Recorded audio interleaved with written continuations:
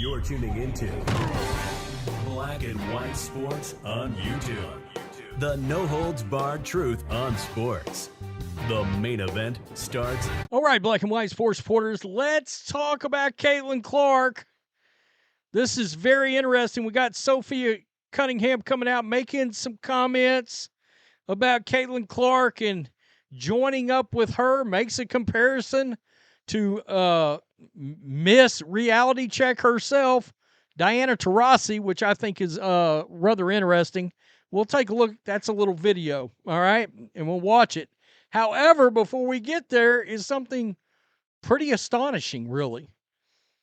This game, this Carver Hawkeye Arena game, that's right, against the Brazilian national team, this preseason game has now set the new ticket price high for anything that Caitlin Clark, any game she has played in.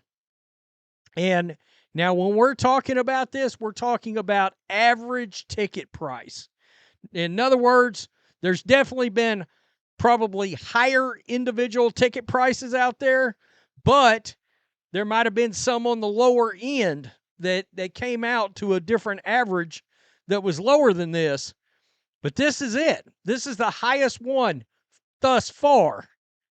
We're talking about the first preseason game of year 2. And here we are breaking ticket records. Sunday's matchup between the Fever and the Brazilian national team, marking Caitlin Clark's return to Iowa's Carver Hawkeye Arena, is the most in-demand event involving Clark, with a, quote, average paid price of $440 per ticket on the secondary market as of yesterday. According to the AP, asking prices on the secondary market yesterday for the preseason game ranged from $146 to $2,368.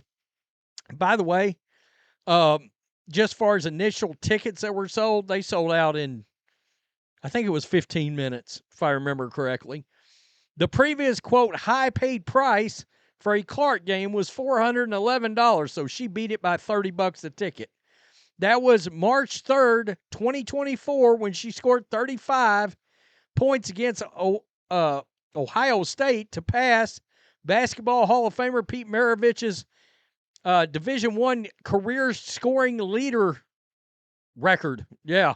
Victory Live also reported that the average paid price for a Fever away game in 2025 was $272, up from $171 in 2024.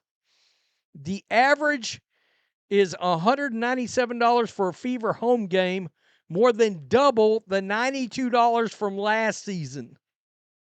Wow. So the average cost of a Fever home game has doubled in price.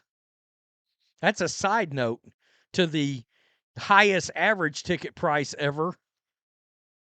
That's for any game, college or pro, folks. Unbelievable. Wow. Wow. Right here, Sophie Cunningham, she's pumped to play with Caitlin Clark in her first season with the Indiana Fever. Again, guys, do not forget, I believe she's going to have one of the absolute highest selling jerseys in all of the WNBA.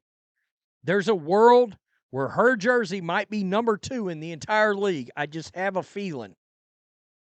Sophie Cunningham is pumped to play with Caitlin Clark, even comparing her new teammate to a WNBA legend. Cunningham, who was dealt to Indiana as part of a 4-team trade in January, spent her first 6 WNBA seasons with the Phoenix Mercury. There, the veteran guard had the opportunity to play 3-time WNBA champ Diana Taurasi, who is widely considered to be the GOAT of the league. Give it another 10 years. Taurasi retired this offseason after a 20-year career in Phoenix, but Cunningham sees a lot of similarities between Taurasi and Clark. Here we go, folks. What's it like to, I guess, hello, Caitlin, you play with a point guard like DT who can get you the ball anywhere, and does that kind of help you with the learning curve a little bit?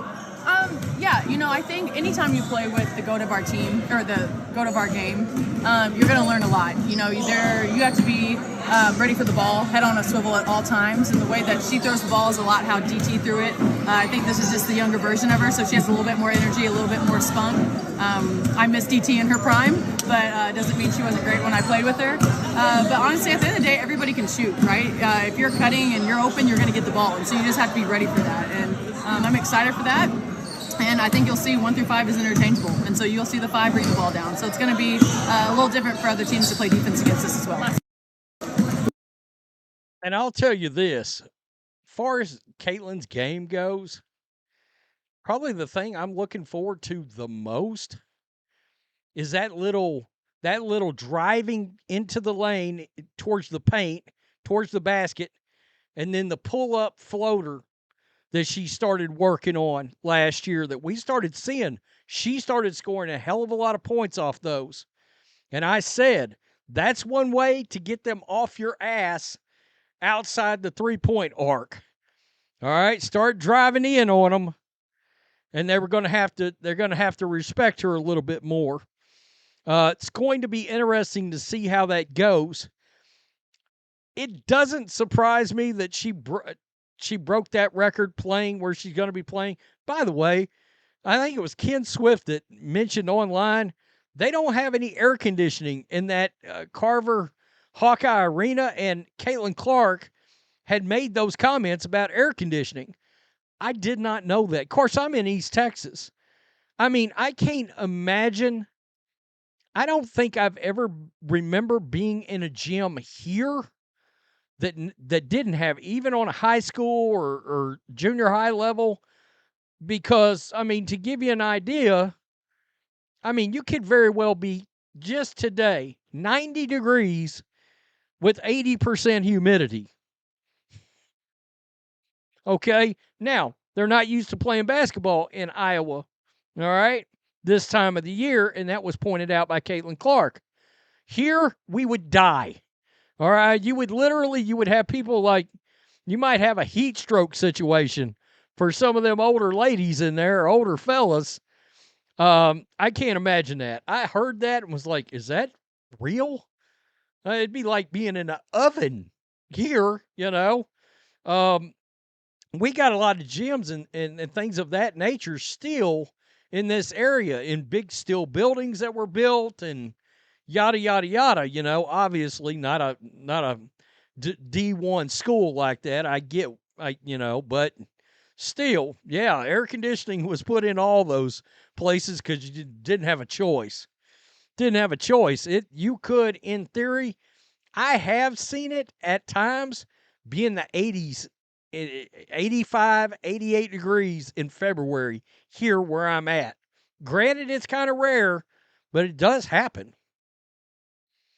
Wow. So, Sophie Cunningham, I can see what she's saying with the comparison, obviously. I mean, it's going to be interesting to see how this journey goes for CC, right? Because I think many of us, look, she's 1 year in, but many of us believe when it's all said and done, she will be the one that's considered the GOAT. As of right now, you tell me in the comments section, who is the GOAT of the WNBA? Is it Taurasi? I'm interested to hear what people think. Peace, I'm out. Till next time. Thanks for watching the show. Be sure to like, comment, and subscribe. Be sure to tune in next time on Black and White Sports.